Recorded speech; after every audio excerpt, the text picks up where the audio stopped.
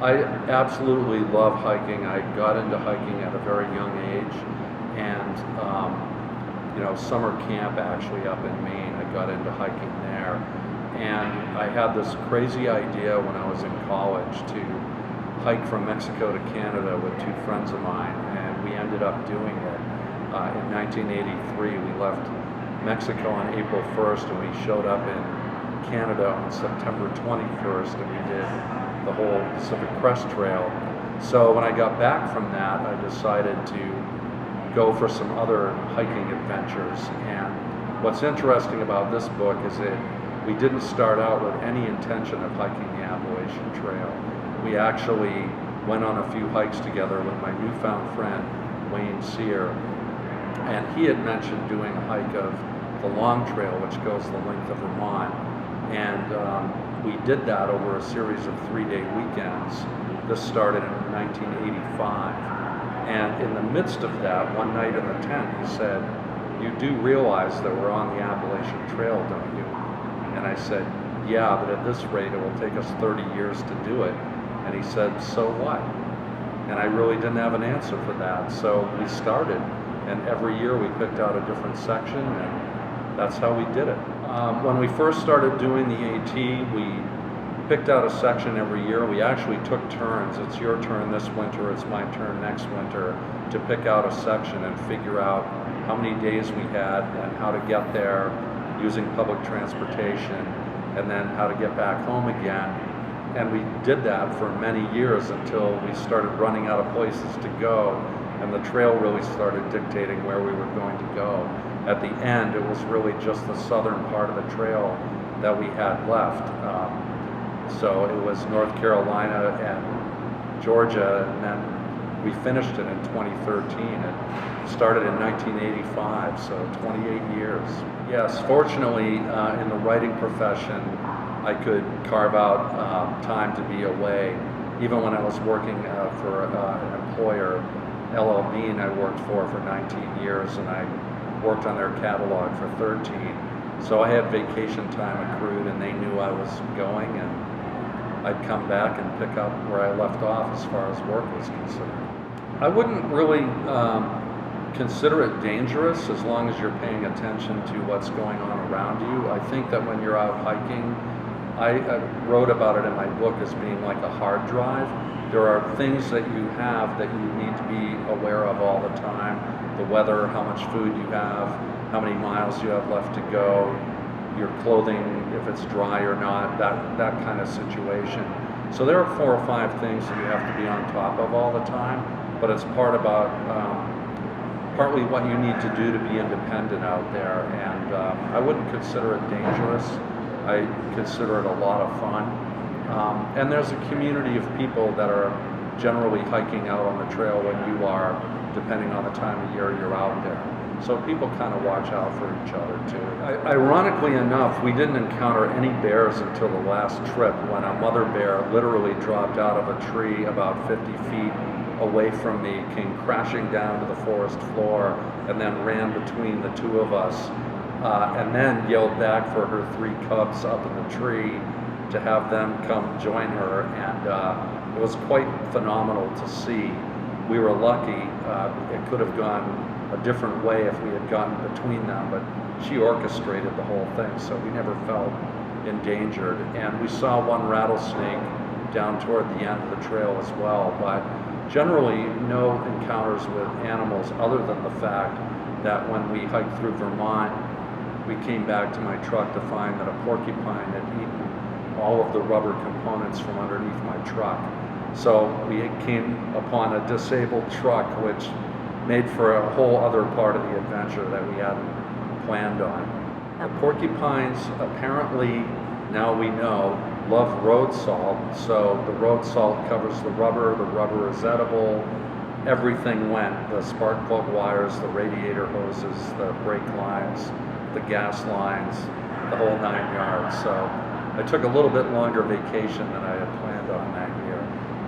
Unlike Bill Bryson's title, A Walk in the Woods, I would say that the trail is not, by and large, a walk in the woods. It's a mountain trail, so you're going up and down hills all day long, and you do when you're younger, you can get in shape when you're on the trail. When you're older, you need to be in shape when you get on the trail. But it's very mental. I find when you hit the hills, you kind of know what the layout of the land is because the guidebooks tell you what the ups and downs are going to be generally. So you kind of psych yourself up and you get into a rolling rhythm, and as you get into better and better shape, you can kind of get to the top of a mountain and keep going. At the beginning, you get to the top of the mountain and you stop and catch your breath.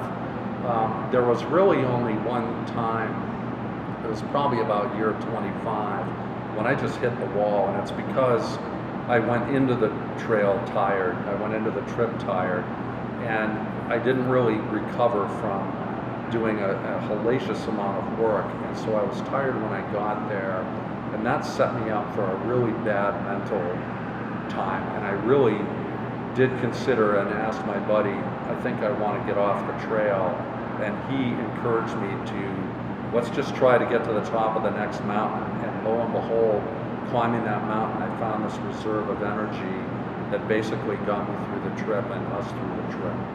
I met Wayne Sear shortly after I got back from my Pacific Crest Trail trip, and we went on a hike together, and we really enjoyed it.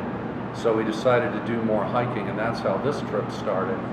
But what was really fascinating about this friendship is that it really evolved over the 28 years. When we started, we were exact polar opposites. We couldn't have been more different. And it was difficult for me to get a word out of Wayne. He was so introverted.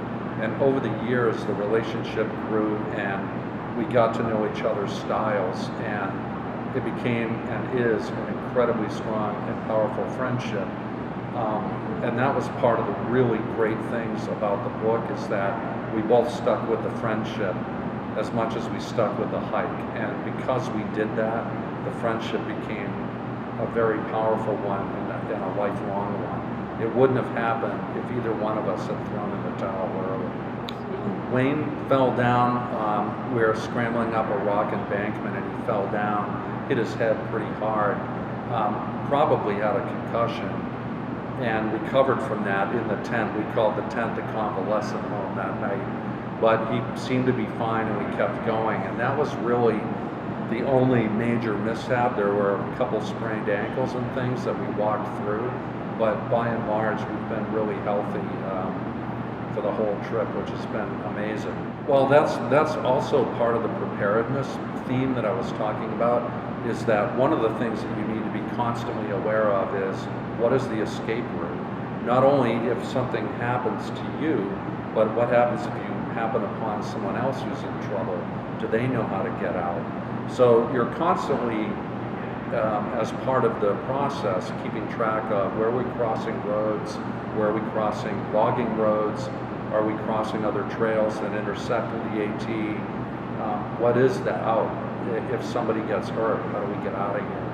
So you don't always have cell phone contact. In the early days, we didn't even have cell phones, period. But it's always part of the plan, is not only being able to take care of yourself, but these contingency plans, I think, are a real important part of being out there. It's a responsibility that you have. No, we get 3G in places, but there are places even in relatively developed parts of the trail where you can get behind a mountaintop and you're down in a valley. You don't have much for reception down there, so you have to either climb up until you can get some, or cross a road or something like that. No campfires.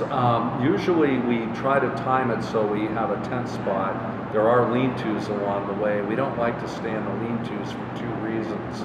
A lean-to is a three-sided wooden shelter that's built along the trail. The Appalachian Mountain Club individual clubs are responsible for building and maintaining those. They're generally near water supplies, which is why they're there in the first place, and they're generally about 10 or so miles apart, easy day walking distance apart. So they do provide shelter, but most people bring tents like we do. We bring a tent. We prefer not to sleep in the shelter because the boards are really hard.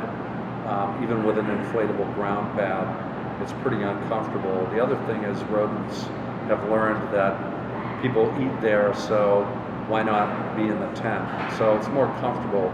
But we get water at the lean-tos because there's generally water nearby, stream water, which we also always treat with a water filter. And then we kind of look for a flat spot to camp somewhere and stay there overnight.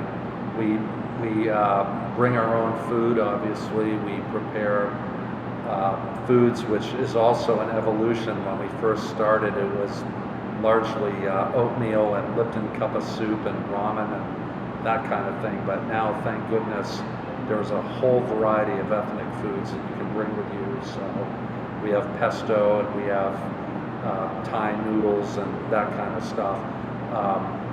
And we just have a really hearty meal in the tent and talk about what the next day might bring, and maybe tune in a baseball game if we've got the radio with us, which we usually bring a little 2 AA battery radio, which also helps us get the weather forecast. So yeah, pretty much we complement what we bring with us with what may be available for food. So generally, if it's berry season, a lot of times up in Maine we've found big blueberry harvests, and you can find mountain cranberries on occasion, which are lovely. They're a lot smaller than the commercial cranberries. They're a little more tart, but I usually bring a little container of brown sugar, so that spices things up a little bit.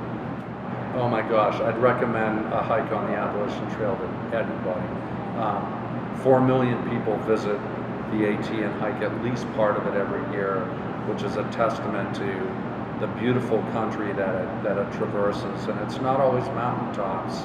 There are great sections of it that go across the Cumberland Valley, which is farmland in Pennsylvania. There are beautiful promontories in Pennsylvania where you can watch hawk migrations.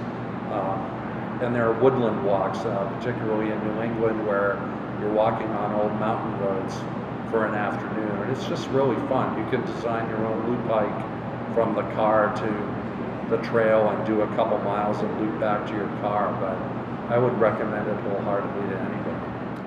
I did not run into Mark Sanford. I kind of wished I had as the legend grew.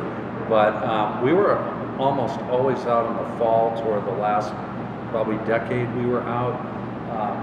The foliage was really nice and the bugs were down, if not non-existent, and the temperatures were nice and cool for sleeping. And I think by that time of year he was up in Maine trying to find a winter employment, so he never did.